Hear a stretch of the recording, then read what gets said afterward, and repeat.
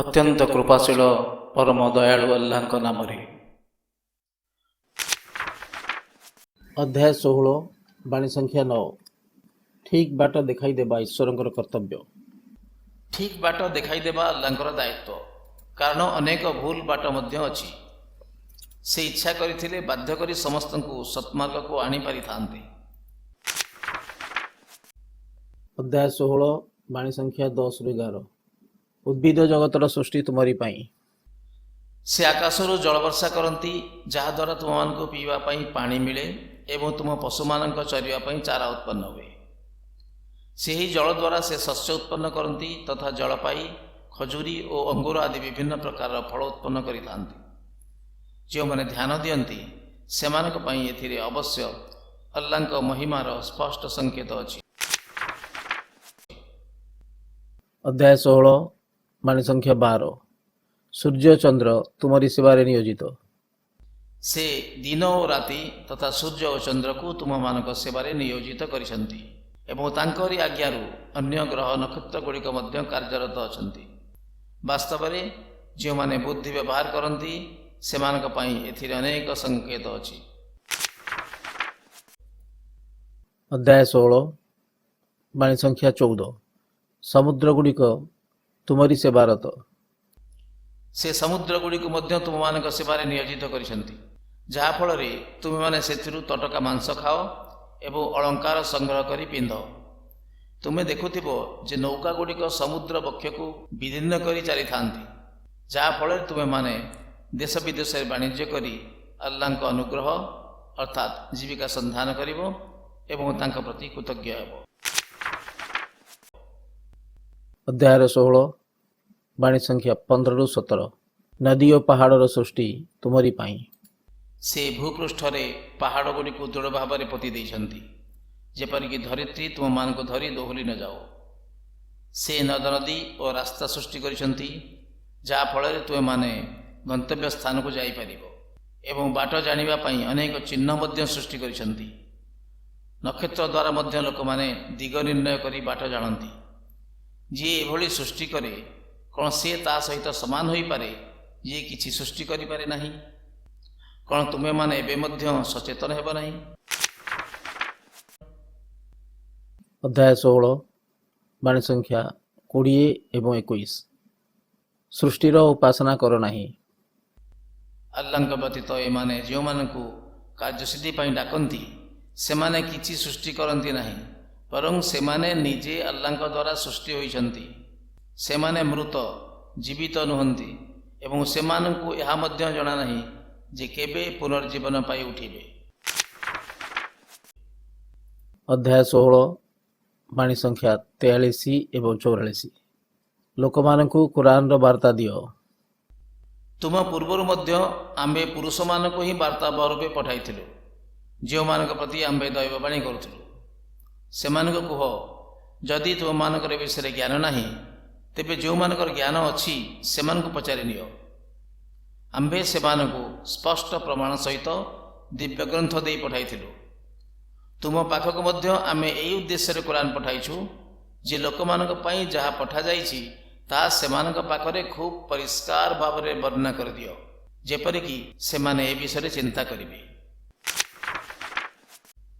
ଅଧ୍ୟାୟ 16 ବାଣୀ ସଂଖ୍ୟା 53-55। ତୁମକୁ ଯାହା ମିଳେ ଆଲ୍ଲାହଙ୍କ ଅନୁଗ୍ରହରୁ ମିଳେ। ତୁମେମାନେ ଯାହା ସୁଖ ଭୋଗ କର ସେଗୁଡ଼ିକ ଆଲ୍ଲାହ ହିଁ ଦିଅନ୍ତି। ପୁଣି ଯେତେବେଳେ ତୁମମାନଙ୍କ ଉପରେ କୌଣସି ବିପଦ ପଡ଼େ ତୁମେମାନେ ତାଙ୍କରି ପାଖରେ ଗୁହାରି ମଧ୍ୟ କରିଥାଅ। ପୁଣି ଯେତେବେଳେ ସେ ତୁମମାନଙ୍କ ବିପଦ ଦୂର କରିଦିଅନ୍ତି, ତୁମମାନଙ୍କ ମଧ୍ୟରୁ କିଛି ଲୋକ ଅନ୍ୟମାନଙ୍କୁ ନିଜ ପାଳନକର୍ତ୍ତାଙ୍କର ସମକକ୍ଷ କରିଦିଅନ୍ତି, ଯାହାଫଳରେ ଆମର ଉପକାର ବଦଳରେ କୃତଜ୍ଞତା ପ୍ରଦର୍ଶନ କରନ୍ତି। ଠିକ୍ ଅଛି, କିଛି ଦିନ ମଜା କରିନିଅ, ଖୁବ୍ ଶୀଘ୍ର ତୁମେମାନେ ଏହାର ପରିଣାମ ଜାଣିବ। ଅଧ୍ୟାୟ 16 ବାଣୀ ସଂଖ୍ୟା 61। ଈଶ୍ୱର ତୁରନ୍ତ ଦୋଷ ଧରନ୍ତି ନାହିଁ। ଯଦି ଆଲ୍ଲାହ ଲୋକମାନଙ୍କୁ ସେମାନଙ୍କ କୁକର୍ମ ପାଇଁ ତୁରନ୍ତ ଦଣ୍ଡ ଦିଅନ୍ତେ ତେବେ ଧରାପୃଷ୍ଠରେ ଗୋଟିଏ ହେଲେ ପ୍ରାଣୀକୁ ଜୀବିତ ଛାଡ଼ନ୍ତି ନାହିଁ, କିନ୍ତୁ ସେ ସେମାନଙ୍କୁ ଏକ ନିଶ୍ଚିତ ସମୟ ପର୍ଯ୍ୟନ୍ତ ସୁଯୋଗ ଦିଅନ୍ତି। ଯେତେବେଳେ ସେମାନଙ୍କର ସେହି ସମୟ ଆସିଯିବ, ସେମାନେ ଗୋଟିଏ ମୁହୂର୍ତ୍ତ ମଧ୍ୟ ଆଗ ପଛ ହୋଇପାରିବେ ନାହିଁ। ଅଧ୍ୟାୟ 16 ବାଣୀ ସଂଖ୍ୟା 65-67। ଆଲ୍ଲାହ ନିର୍ଜୀବ ଭୂଇଁରେ ପ୍ରାଣ ସଞ୍ଚାର କରିଦିଅନ୍ତି। ଆଲ୍ଲାହ ଆକାଶରୁ ଜଳ ବର୍ଷା କରନ୍ତି ଏବଂ ଏହାଦ୍ୱାରା ନିର୍ଜୀବ ଭୂମିରେ ପ୍ରାଣ ସଞ୍ଚାର କରିଦିଅନ୍ତି। ଯେଉଁମାନେ କଥା ଶୁଣନ୍ତି ସେମାନଙ୍କ ପାଇଁ ଏଥିରେ ତାଙ୍କ ଶକ୍ତିର ସ୍ପଷ୍ଟ ସଂକେତ ଅଛି। ଗୃହପାଳିତ ପଶୁମାନଙ୍କ ଅସ୍ତିତ୍ୱ ଭିତରେ ମଧ୍ୟ ତୁମମାନଙ୍କ ଲାଗି ଶିକ୍ଷା ଅଛି। ସେମାନଙ୍କ ପେଟରେ ଥିବା ରକ୍ତ ଓ ମଳ ମଧ୍ୟ ଦେଇ ଆମ୍ଭେ ତୁମମାନଙ୍କ ପିଇବା ପାଇଁ ଶୁଦ୍ଧ କ୍ଷୀର ବାହାର କରୁ, ଯାହା ଭାରି ତୃପ୍ତିକର ହୋଇଥାଏ। ଖଜୁରୀ ଓ ଅଙ୍ଗୁର ଆଦି ଫଳରୁ ମଧ୍ୟ ତୁମେମାନେ ମଦ ପ୍ରସ୍ତୁତ କରିଥାଅ ଏବଂ ଭଲ ଭଲ ଖାଦ୍ୟ ମଧ୍ୟ। ବୁଦ୍ଧିମାନ ଲୋକଙ୍କ ପାଇଁ ଏଥିରେ ସ୍ପଷ୍ଟ ସଂକେତ ରହିଛି। ଅଧ୍ୟାୟ 16 ବାଣୀ ସଂଖ୍ୟା 73 ଏବଂ 74। ଆଲ୍ଲାହଙ୍କ ପାଇଁ ଉପମା ଗଢ଼ ନାହିଁ। ଏମାନେ ଆଲ୍ଲାହଙ୍କୁ ଛାଡ଼ି ସେମାନଙ୍କୁ ପୂଜା କରୁଛନ୍ତି, ଯେଉଁମାନେ ପୃଥିବୀ ବା ଆକାଶରୁ ସେମାନଙ୍କୁ ଆହାର ଯୋଗାଇବାକୁ ସମର୍ଥ ନୁହନ୍ତି କିମ୍ବା ସେମାନଙ୍କର ଏହି କ୍ଷମତା ନାହିଁ। ତେଣୁ ହେ ମନୁଷ୍ୟମାନେ, ଆଲ୍ଲାହଙ୍କ ପାଇଁ ଉପମା ଗଢ଼ ନାହିଁ। ଆଲ୍ଲାହ ବାସ୍ତବିକତା ଜାଣନ୍ତି, ମାତ୍ର ତୁମେମାନେ ଜାଣ ନାହିଁ। ଅଧ୍ୟାୟ 16 ବାଣୀ ସଂଖ୍ୟା 78। ଆଲ୍ଲାହଙ୍କ ଉପକାର ଗୁଡ଼ିକୁ ସ୍ୱୀକାର କର। ଆଲ୍ଲାହ ତୁମମାନଙ୍କୁ ମାତୃଗର୍ଭରୁ ଏମିତି ଅବସ୍ଥାରେ ବାହାର କଲେ ଯେ ତୁମେମାନେ କିଛି ଜାଣିନଥିଲ।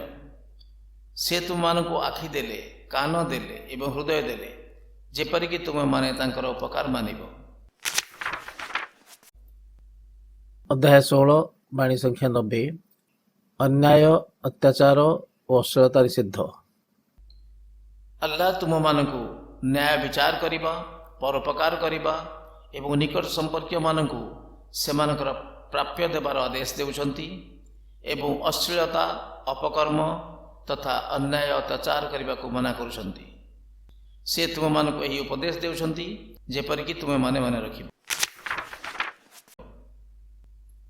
ଅଧ୍ୟାୟ 16 ବାଣୀ ସଂଖ୍ୟା 91। ନିଜର ପ୍ରତିଶ୍ରୁତି ପୂର୍ଣ୍ଣ କର। ଯଦି ତୁମେମାନେ କୌଣସି ଚୁକ୍ତି କର, ତେବେ ଆଲ୍ଲାହଙ୍କୁ ଦେଇଥିବା ବଚନ ରକ୍ଷା କର।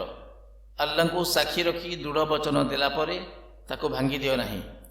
ତୁମେମାନେ ଯାହା କରୁଛ ଆଲ୍ଲାହ ଜାଣନ୍ତି। ଅଧ୍ୟାୟ 16 ବାଣୀ ସଂଖ୍ୟା 97। ସଦାଚାରୀ ବ୍ୟକ୍ତିର ପାର୍ଥିବ ଜୀବନ ମଧ୍ୟ ଆନନ୍ଦମୟ ହେବ।